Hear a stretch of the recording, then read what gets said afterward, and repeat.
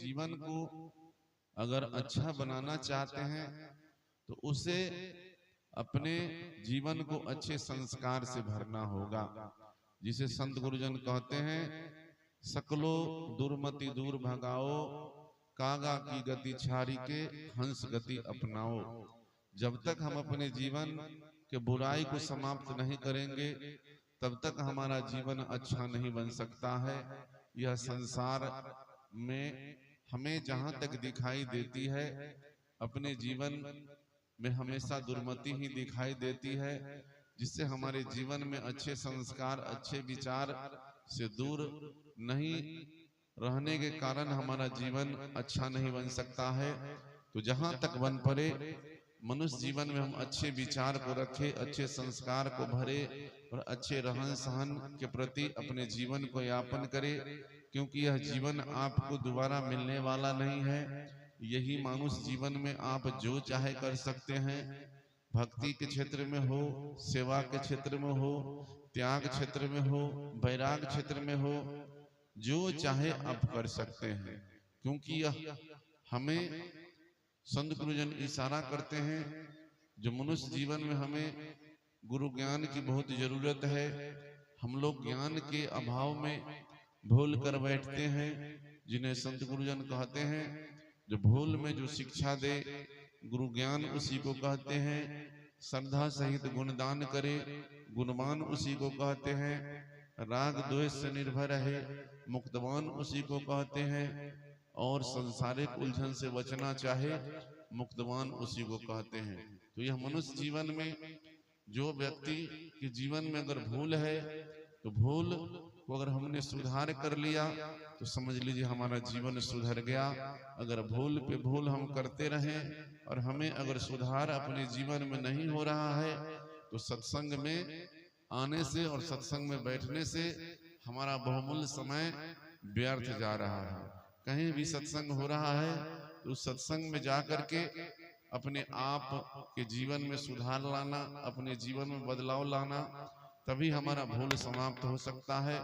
और संत गुरुजन का इशारा है, जो श्रद्धा सहित गुणदान करे गुणवान उसी को कहते हैं। हमें जीवन में अगर ज्ञान है तो कोई व्यक्ति के जीवन में अज्ञान है तो हम श्रद्धा भाव से वह व्यक्ति के जीवन के अज्ञानता को समाप्त करके अपने जीवन में जो गुण है उसे हम अपने गुण के द्वारा अपनी ओर खींच ले तो समझ लीजिए हमारे जीवन में जो गुण है वह गुण किसी और के लिए लाभकारी हो गया। और इस संसार के अंदर हमें राग द्वेष से अगर बचना हम चाहे तभी हमारा जीवन मुक्त हो सकता है।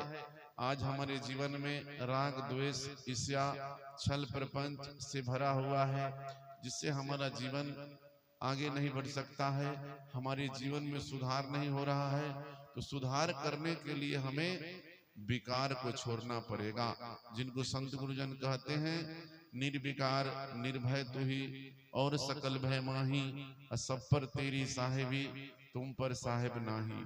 तो हम अपने जीवन को विकार से रहित रहना होगा, न कि अपने जीवन में विकार से हमारा जीवन भरा हुआ है, जिसके कारण हम लोग अपने जीवन में अच्छे सोच को निर्माण नहीं कर सकते हैं। और अच्छे सोच निर्माण न होने के कारण अच्छा समाज, अच्छा विचारक, अच्छा संस्था, अच्छी व्यवस्था नहीं बन पाती है। तो अपने जीवन में हमें यह निर्णय करना है जो हमारा जीवन अच्छा संस्कार में कैसे जिएंगे और अच्छे स्वभाव में कैसे जिएंगे। क्योंकि मनुष्य जीवन में आपके विचारों से लोग प्रभावित तभी हो सकते हैं जब आपके जीवन में आओ भाव प्रभाव। पहले अगर हम कहीं जाएंगे तो वहां जो बैठे हुए संत महापुरुष होते हैं उनके भाव से प्रभावित होंगे, और भाव से प्रभावित होने के बाद उनका प्रभाव होगा, और प्रभाव से ही हम अपने जीवन में बदलाव होगा। और बदलते बदलते एक दिन हम लोग अपने आप को जीवन को बदल करके अच्छे विचारक बन सकते हैं। अच्छे संत महात्मा की संगत में रह करके अपने जीवन को अच्छा बना सकते हैं। दूसरा कोई रास्ता नहीं है, दूसरा कोई मार्ग नहीं है। क्योंकि संत गुरुजन हम लोग को कहते हैं संगत से सुख उपजे, कुसंगत से दुख होए, और कहीं कबीर तहां जाइए जहां अपनी संगत होए। तो हम लोग कहीं भी अगर जाएं तो जो व्यक्ति सत्संगी है उन्हीं की संगत में बैठना है, उन्हीं से सत्संग करना है। अगर हमारे संगत का लोग अगर नहीं है, हमारे संगत के मानव नहीं है, तो उस जगह पर हम लोग अगर बैठते हैं तो हमारे पास जो गुण है वह भी गुण अवगुण में बदल जाएगा। अगर विकृति में इंसान है उसके साथ अगर बैठेंगे तो हमें जीवन में लाभ नहीं मिलने वाला है। तो हम अपने जीवन में सुख को चाहते हैं, अपने जीवन में शांति को चाहते हैं, तो हम अपने अनुकूल व्यक्ति के साथ संगत में बैठे और उनके साथ संगत करें, तभी हम अपने जीवन में बदलाव ला सकते हैं। अगर वैसे व्यक्ति के साथ संगत नहीं करेंगे तो हम अपने जीवन में सुधार नहीं ला सकते हैं, और यह जीवन आपको दोबारा मिलने वाला नहीं है। जो संत गुरुजन कहते हैं, जीवन जोबन राज मदा अविचल रहा न कोई, जो दिन जाए सत्संग में जीवन का फल होए।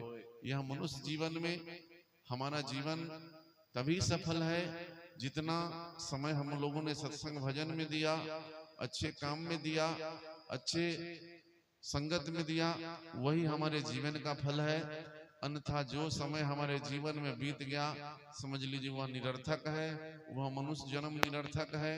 तो ये आप पर निर्भर करता है जो हम अपने जीवन में कितना अच्छे संगत में जोड़े और अच्छे संगत को करे। अगर संगत हमारा अच्छा नहीं है तो आप पूरा जीवन को व्यतीत कर ले, इससे काम चलने वाला नहीं। जो समय आपने साधु संतों के संगत में दिया, जो पुण्य के काम में दिया, जो परमार्थ में दिया, समझ लीजिए वही आपके जीवन का फल है। अन्यथा आपके पूरे जीवन में जो समय आपने गंवाया वह आपके लिए निरर्थक है, वह किसी काम का नहीं है। यह मनुष्य जीवन आपको दोबारा मिलने वाला नहीं है। संत गुरुजन कहते हैं, मानुष जन्म दुर्लभ है, मिले न दूजी बार, अब पक्का फल जो गिर पड़ा बहुरी न लागे डार। यह मनुष्य जीवन आपको दोबारा मिलने वाला नहीं है। यही मनुष्य जीवन में आप अपने कर्म के द्वारा मुक्ति पा सकते हैं, और अपने कर्म के द्वारा यही संसार में बंधन में फंसे रहेंगे। अगर आप यह संसार के बंधनों से मुक्त हो गए तो समझ लीजिए आपका जीवन मुक्त हो गया, और यही संसार में आप फंसे हुए हैं तो आपका जीवन यही बंधा हुआ रह जाएगा। और यह शरीर छोड़ने के बाद न आपको कोई मुक्ति दे सकता है, न आपको कोई सतलोक दे सकता है, न आपको कोई कल्याण कर सकता है। अपने कर्म के द्वारा ही आप कल्याण कर सकते हैं, और अपने कर्म के द्वारा ही आप मुक्ति पा सकते हैं। आप दुनिया में कहीं भी संत महापुरुषों के संगत में जाएंगे तो आपको मार्ग बताएंगे, चलना आपको खुद है। अगर आप चलेंगे तो आगे बढ़ेंगे, अगर नहीं चलेंगे तो इसी में उलझ करके अपने जीवन को व्यतीत कर देंगे, और यह मनुष्य जन्म आपका निरर्थक चला जाएगा। तो ये आप पर निर्भर करता है जो हम किस प्रकार अपने आप को बदले। अगर बदलाव नहीं हुआ आपके अंदर तो सत्संग में आने से आपके जीवन में कोई लाभ मिलने वाला नहीं है। जो संत गुरुजन कहते हैं, एक शब्द गुरुदेव का तामे अनंत विचार, था के मुनिवर पंडितों वेदों न पावे पार। अगर आप पूरा जीवन सत्संग में बैठे हुए हैं उससे काम नहीं होने वाला है। अगर अपने जीवन को बदलना चाहते हैं तो आज से अगर आप बदलना चाहे तो आप अपने जीवन की दुर्मति को समाप्त कर दे। आज से आपका जीवन मुक्त हो गया। अगर मुक्ति पाना नहीं चाहते हैं तो आप पूरा जीवन जन्म जन्मांतर तक सत्संग में बैठे रहे, लेकिन उससे आपके जीवन में लाभ मिलने वाला नहीं है। समय का अभाव है। इतना ही शब्दों के साथ हम अपनी वाणी को विराम देते हैं। बोलिए सदगुरु कबीर साहिब की।